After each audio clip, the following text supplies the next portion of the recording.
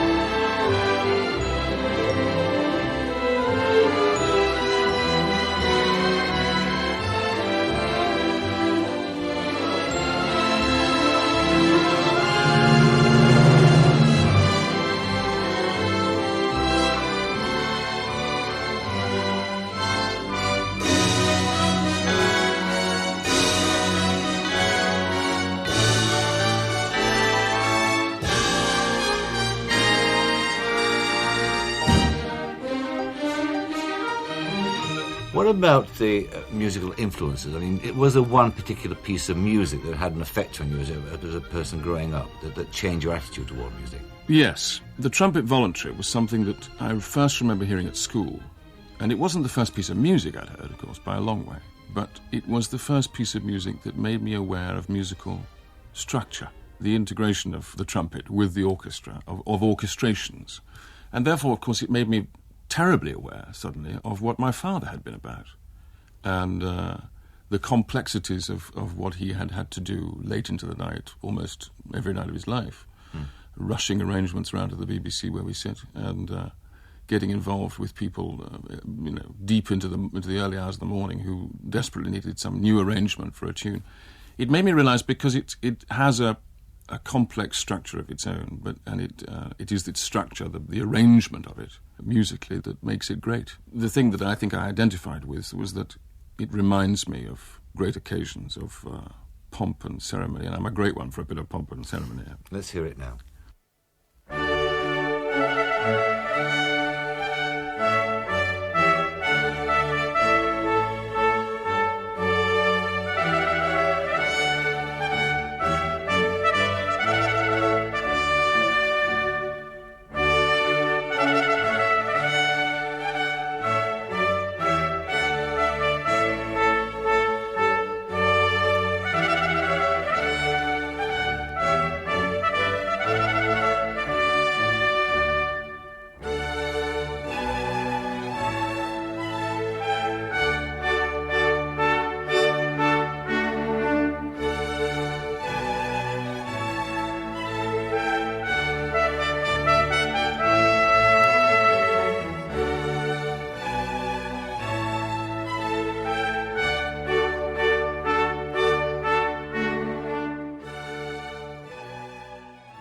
And that was The Trumpet Voluntary by Jeremiah Clark, played by John Wilbraham, with the Academy of St Martin's in the Fields conducted by Sir Neville Marriner. Anthony, you mentioned there your father and the influence he had on your life, but in fact he died when you were very young, didn't he? When I was 5, yes, leaving, me at 5, my sister who was a couple of years older, the twins, who were 2 years younger than me, and the baby Corin, who'd only just been born, so it was quite a kind of shock to the family, I thought. And what kind of upbringing did you have after? I mean, was it a poor upbringing? Very. I mean, they were not two halfpennies to rub together, to say the least. I mean, Mother performed miracles. God knows how she did it. I mean, none of us have really worked out how she did it, but, I mean, she managed it somehow. People used to advise her that she'd never be able to handle it with 5 children, that she'd have to put them into care or do something, you know, but she was determined not to do that. And she was also determined to maintain the most impossible standards when you're stony broke. She was a great one for kind of setting rules and regulations, which, I mean, I'm sure did us the world of good at the time. Of course, we were all moaning and groaning like mad, but...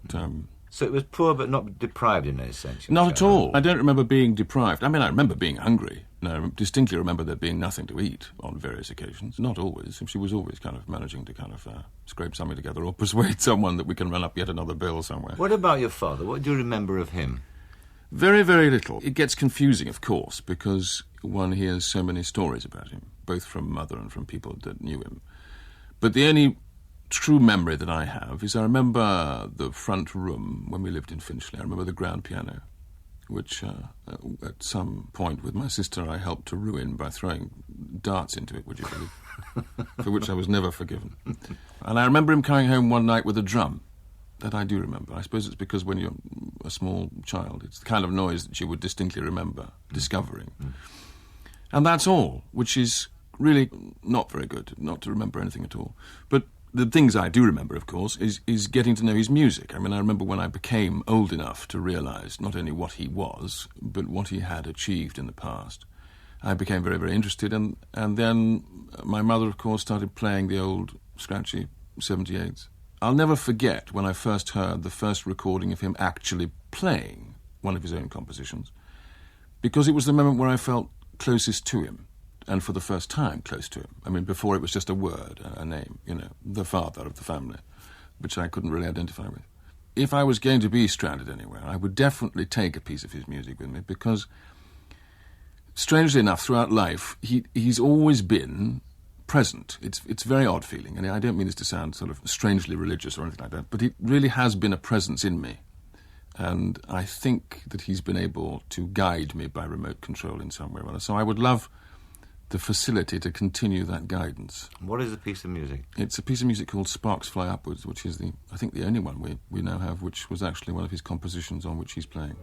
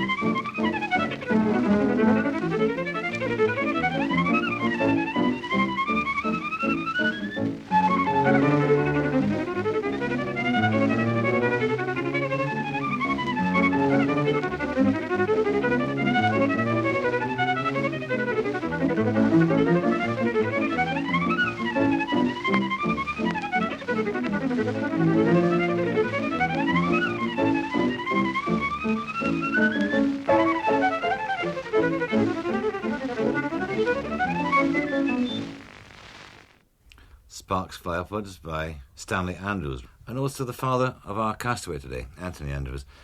Well, given that your father was this composer, musician, that your mother was a dancer, was there any doubt that you were going, in fact, to go on stage? I mean, did you always have, from the beginning, an idea of performing one way or another? I think deep down inside, without a doubt, it was there. There was always this feeling, I mean, we were always being told that you weren't, you know, we're different, we're sort of... we've got something inside us which makes us continue in the face of adversity and all those kind of things were constantly drummed into us as kids. And it was definitely associated with showbiz. I mean, I distinctly remember my first experiences of film were those Sunday afternoon movies where we used to sit down with Mother, who couldn't wait to get there, rush through the Sunday lunch, such as it was, to sit down in front of the TV and watch those old 40s musicals, which were full of the old showbiz principles. Do you know what I mean? I remember identifying with those at an early age and knowing that it was definitely in me. Woo, woo, woo, we're going on the town, New York. We're riding on a rocket. Woo, woo, woo. Gonna really sock it, because tonight's the night. We're going on a toot. We're gonna raise a riot. Brooklyn Bridge, we'll buy it. And hit the heights tonight. Get high as kites tonight. East side, west side, round the city. One day, one night, that's the pity. And we won't look ahead, or let the light of dawn get us down. We're really living, Jack, we're going on the town. Another choice of record, Anthony, please. Well, I couldn't go without Elton John. And Elton John, for me, means Your Song, which was a track from the first album, which I think was called Elton John. It evokes, to me, that whole period when it came out. And it was a time when I was beginning, and I was firmly out of work, desperately broke. I think I was appearing in 40 Years On at the time, so I'd done about a year and a half at the Apollo Theatre playing one of 20 schoolboys in Alan Bennett's play. But it was a time when I met Georgina, my wife, so we firmly associate with it as being our song. Its lyrics are full of moments that I deeply identified with at the time, because I was broken, because I was, being a romantic, desperate for the facility to be able to whisk Georgina off to some wonderful desert island, if you like. Little did I know, of course, at that time, that the last thing in the world Georgina would have wanted is to be whisked off anywhere, because she's not in favour of those kind of glamorous holidays anyway. But I was frustrated by the lack of facility to do those things, but we look upon it as our moment. It's a little bit funny, this feeling inside. I'm not one of those who can easily hide. I don't have much money, but boy, if I did, I'd buy a big house where we both could live. Elton John and Your Song. Anthony, since you entered this profession of acting of yours, you've never actually been out of work, but the first steps into it were rather hesitant, weren't they? It wasn't your very first job. No. I mean, I did a number of things when I left school. I was desperate to leave school. I couldn't wait. I was appalling at school. I had upset my housemaster, who thought there were better things in store for me, but it was fashionable at the time, I remember. Those numbskulls who weren't going to get any exams were all leaving to go on things like catering courses, and I thought, right, catering course, that's it. And fancied myself instantaneously in pinstripes running the Savoy Hotel. I mean, it was role-playing, you know. I mean, I was just kind of letting the imagination run around. So I went to a catering college and hated that, of course, because it was like going right to school. I learned a bit of cooking, mind you, worked in a few restaurants, got a lot of experience of being out with people in that way. But then I kind of drifted from role to role. I mean, I did a bit of salesmanship. I got sent to London to flog chickens in cream to chefs in restaurants because some farmer thought it'd be a good idea because I had sort of vague catering experience. And I was disaster at that. I fancied myself as a journalist very much, but I couldn't spell. So, I mean, they put me... And now this is really interesting. Why on earth they would put someone who can't spell into the advertising department? I don't know, because it caused much embarrassment in local papers when all advertisements had to be given for free one week because Andrews had spelt them wrong again. But anyway, that's what happened. And it was when I was gathering dust in the advertising department of a local paper down in Sussex that I literally walked into the Chichester Festival Theatre and said, can I have a job? And I got a job as shifting scenery. And that was the start of it. No, you've never been to drama school. You've never learned how to act. I mean, your background was, in fact, from there was repertory, wasn't it? Yes. Did you feel inferior when going for jobs because of this lack of background? To begin with, definitely. I mean, apart from the fact that all my contemporaries were always telling me, you've had no training, you've got to go to drama school. I knew that if I'd gone to a drama school and had to stand up and give my rendition of some speech and some expert had got up and said, you're appalling, I would never have done it again. I mean, there would be no chance. I mean, I had no confidence in those days at all. So I knew that I had to kind of somehow very carefully watch everybody and see what it was that they had that I had not got, and see if I could apply any of that to me. And that's one of the reasons why working with Sir John Gielgud in 40 Years On, when I was very young, for a year, was a tremendous advantage to watch somebody out there on stage every night. What did you observe that you learned? Well, one of the things I learnt was that it's not the same all the time, and that it changes like mad, and that you have to be in charge both of the character and yourself to such an extent that you are completely flexible. I mean, the wonderful things that he would do, I mean, are outrageous when you think about it. But he was very flexible, and he could play it differently every night, and yet it was the same. Do you know what I mean? Within the structure of the play. And he could keep himself fresh and alive and interested in all the rest, whilst we were all bored to tears with the bits that we had to do within a very short space of time.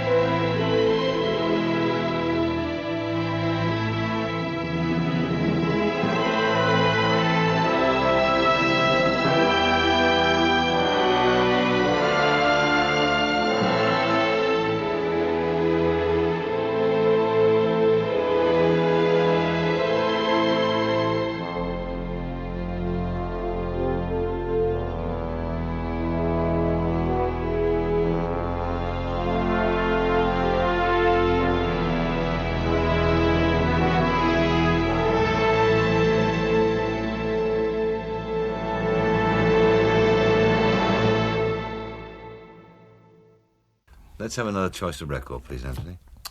This is very interesting, because this is very recent. I mean, this is something that burst at me recently, because I was watching Barbara Dixon on the South Bank show.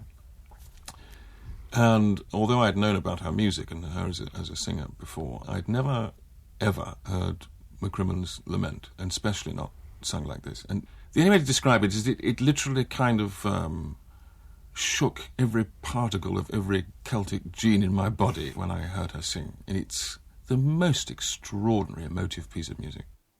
Doon coolin' speaks, the night a-sailing, the banshee croons her note of wailing. McCrimmon's Lament, sung by Barbara Dixon. Anthony, television's been terribly important in your career, hasn't it? I suppose that the one that really made you internationally was Sebastian Flight, wasn't it, in Brideshead? Yes. That had the most extraordinary effect in your career, didn't it?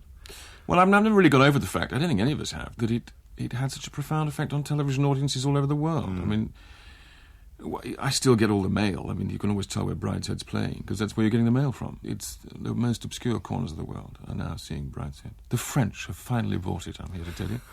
They were the last, I think, of all countries to buy it, and they finally succumbed. They were playing hard to get. But yes, it's extraordinary, and I mean, it did me a tremendous amount of good internationally. And so I shall be eternally grateful. But it's the thing, of course, about Sebastian Flight is that those roles come once in a blue moon. People used to say to me, do you feel you're getting typecast, or do you feel that you're now sentenced to playing nothing but Sebastians, which of course is daft, really, because they don't exist. Roles like that are really... But I suppose there was a sense in which the reputation, or your reputation, because of Brideshead, could in fact have been something of a burden. I mean, you must have got sick of talking. You probably are sick now. I'm not. It always comes up, yes, but I'm not sick of it because of what it means. There are certain callers in the world who will never ever see me as anything else except Sebastian. You know, let's face it. And there have definitely been roles that have been lost as a result of certain American executives not seeing further than their noses. I mean, let's be honest here. But apart from that, I mean, I don't see one could never regret it.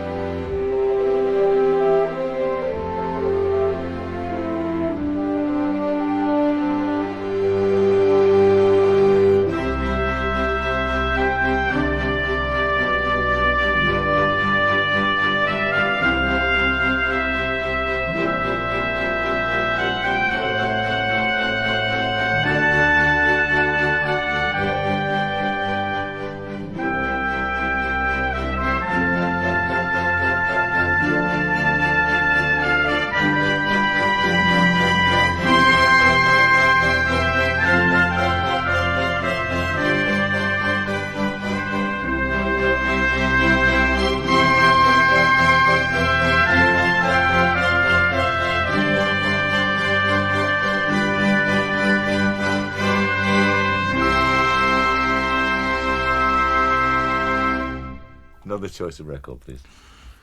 I couldn't go to my desert island without a piece of Frank Sinatra. So, I mean, that was, again, an impossible choice. But I chose a piece that's definitely, as far as I'm concerned, slightly autobiographical, which is Call Me Irresponsible. It really evokes quite a lot of my own failings. And since I thought on a desert island one's probably going to get time to reflect and possibly even correct, that's not a bad thing. But it also, for me, sums up some of what I feel about my relationship with my wife. Call me irresponsible, call me unreliable, throw in undependable too.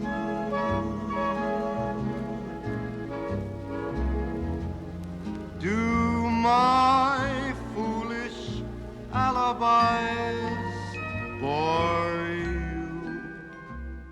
That's Frank Sinatra and Call Me Irresponsible. Anthony, you mentioned there that record reminds you of your wife as well as your own feelings, you said. Whenever you read about a piece about you mentioned Georgina. Of course you would. I mean, you were married to her, but it seems that it goes deeper than that. There's a kind of attitude you have toward her which goes beyond that normally expected of a marriage. Yes. But she's had more of an influence on you than... No, I think she had a profound influence. When we first met, there's no two ways about it. I was kind of not just down and out. I was pretty much no good when I look back on it. I mean, I'm not saying that I wouldn't have kind of shaken free of that in some other way. But, I mean, I was fairly desperate. I desperately knew by this time that I wanted passionately to be an actor and to be able to express myself in the way that I thought I could on stage. I had very little in the way of equipment to do that, having not been to drama school or anything. I think when I actually met her, I was working in Regent's Park in the New Shakespeare Company, playing a fairy in Midsummer Night's Dream. And I remember having terrible fights with the director, who never really understood what I was trying to do. And it seemed that I was going to go nowhere and didn't really understand how to cope with myself on stage. Not only had she been to drama school, to the Bristol Old Vic, and therefore was capable of giving me certain pointers, but also she had an attitude of mind, which I think comes from her upbringing and the fact that it was a different kind of end of the scale from mine. Well, she was very different. I mean, she Yeah. was a very rich family. Well, I mean, I wouldn't call it very rich at all, but I mean, they were certainly not hard up. There was a confidence in this young person, which I did not possess. She was still aware of the same sort of personal failings as all of us are at that age, all that kind of stuff. Well, she wasn't in any way spoiled, but she possessed an inner confidence, which comes from security, basically, which is something that I had not touched at close quarters until that time. So that was the first inspiration, without any doubt. It was a great help for me to watch someone with poise and confidence. And she gave me a tremendous amount of early self-respect. She taught me how to rely on what I was doing, what I was saying, and who I was, which, of course, was the first step down the road to putting oneself together on stage or on film. So, I mean, from those early days, there was always inspiration there. But also, I mean, I think it is, you're quite right, deeper than that. And later, through our marriage, one of the greatest and most important things I think that's happened is that she is my closest friend. And that's the most important thing, I think, outside the relationship, outside the love that we feel for each other, and the romance that we've always felt, is that I have this great and true friendship, which I feel can never be damaged by anything.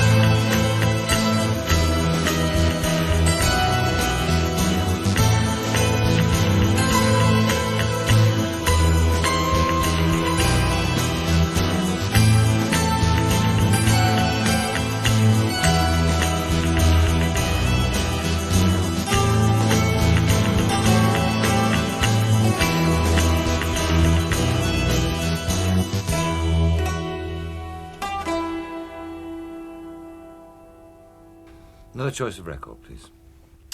If I was going to be marooned, I couldn't go without Handel's Messiah.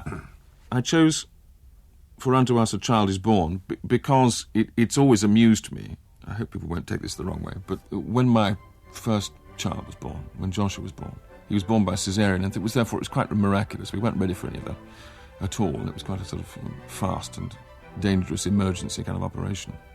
It was quite a strenuous period of time in the hospital. When I finally got out of there, very late at night, I leapt into the car to drive off and kind of celebrate and tell everybody. And the first thing that came out of the radio was For Unto Us a Child is Born. From the Messiah. More up as a joyous music for a joyous occasion. Yeah.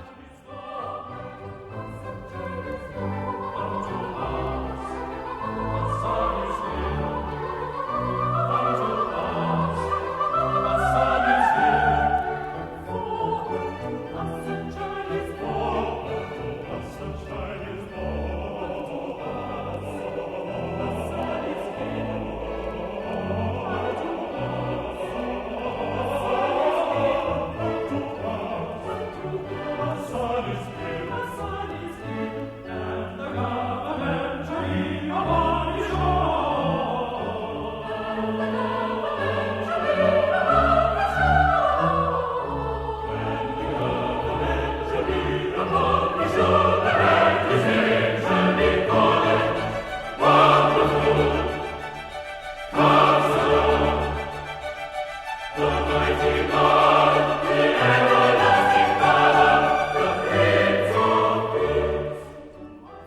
on to As a Child is Born from Handel's Messiah, performance by the English Chamber Orchestra and chorus conducted by Raymond Lepard. Anthony, you've now returned to the theatre. In fact, you're at the National Theatre, and I think I'm right in saying this is your debut there, isn't it? Indeed. Yeah. The great thing about it is that I've been away from the theatre for a long, long time. I actually did a play at the beginning of last year at Greenwich called One of Us, which was my sort of return after nearly 10 years. Not all by design. I mean, about 5 years of that was because I was terribly busy doing other things. The longer I left it, the more determined I was not to go back into the theatre doing a revival of any kind. I was absolutely determined to find a new piece of work. The thing I missed most was not, strangely enough, the facility to be on stage every night, because after a while, to be absolutely frank, that becomes a bit of a drudgery.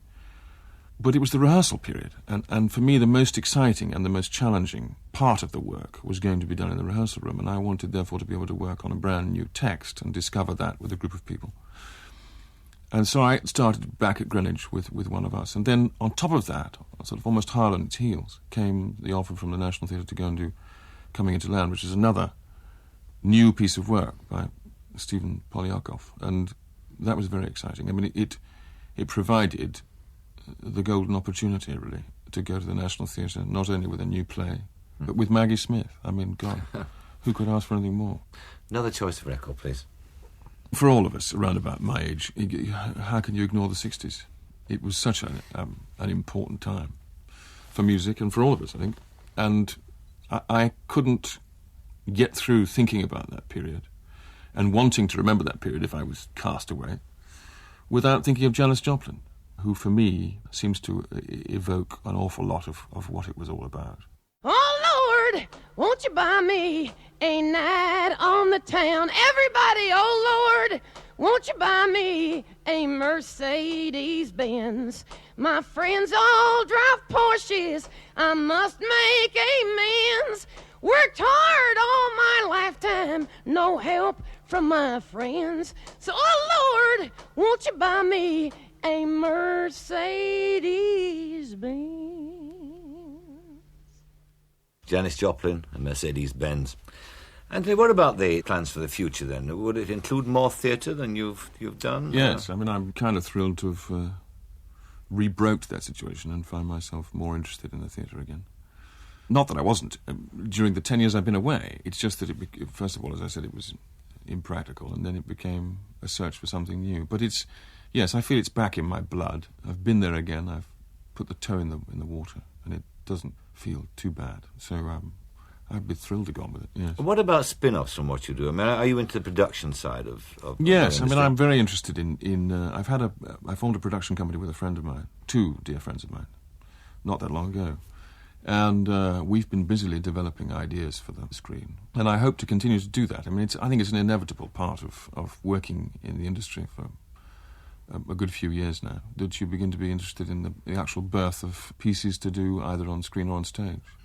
So I'd like to continue that very much. I'd also like, of course, at some point to direct. But, I mean, I think the piece will have to come up and bite me, probably, rather than me looking for it.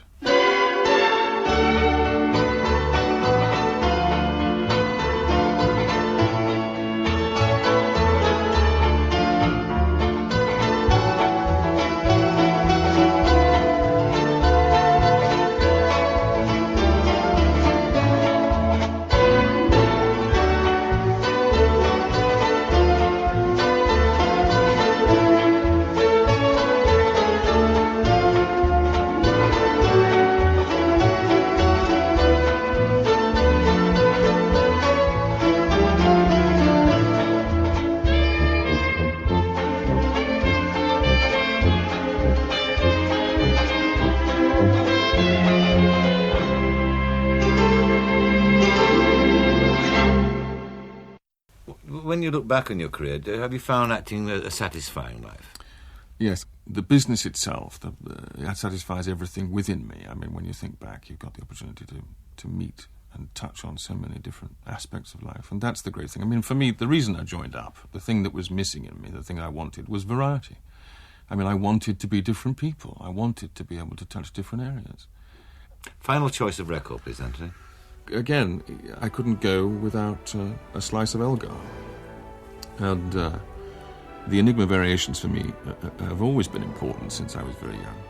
For various reasons. I mean, they remind me of England, and they do everybody, I think, because of England's premier composer, probably. They evoke all those extraordinarily English things, like the smell of roses after the rain's fallen, and hills and clouds and stormy weather and all those things, which would be marvellous to take a piece of England with you.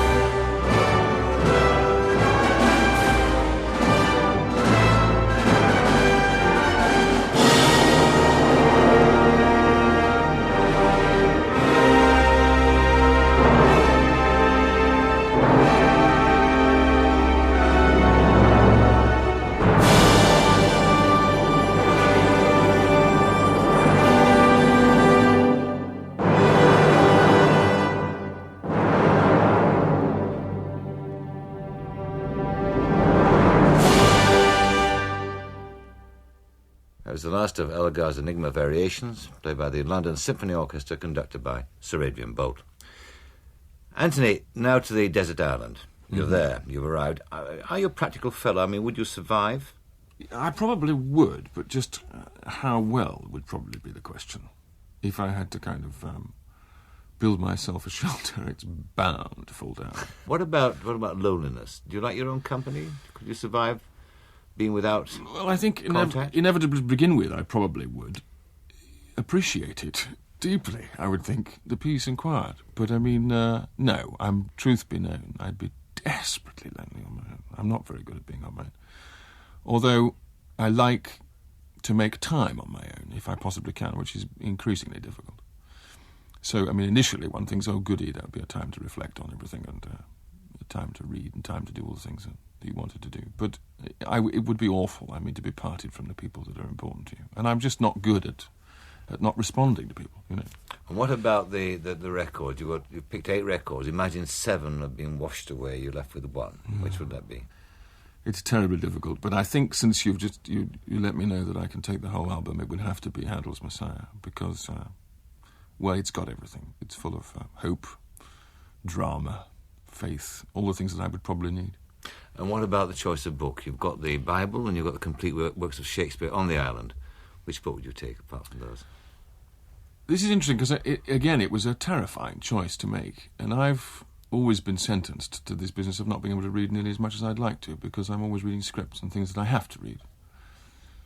And because of that, I don't know a great deal about Oscar Wilde, but each time I've come in contact with him, I remember particularly things like a play based on a short story, A Critic as Artist, which was terribly interesting, and the Ballad of Reading Gaol, of course, which is probably one of the most moving things I read in my youth.